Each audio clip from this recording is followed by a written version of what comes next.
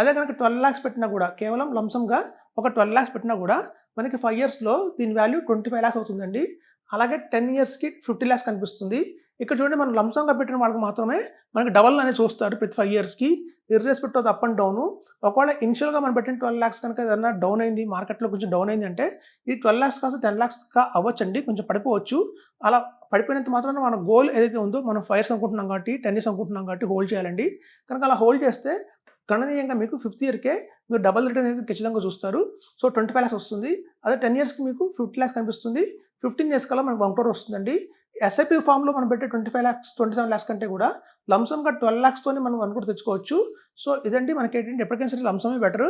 SIP mode ఏంటంటే only మనకేంటంటే ఒక ఆర్థిక క్రమశిక్షణ వస్తుందని, వచ్చిన ప్రతి ఒక్క రూపాయిని మనం స్పెండ్ చేయకుండా దాచుకుంటాము అన్న ఉద్దేశంతోనే ఎస్ఐపి ఎక్కువ మంది చెప్తారండి చేయమని. కానీ నిజం చెప్పాలంటే వాస్తవంగా లంసమే బెస్ట్.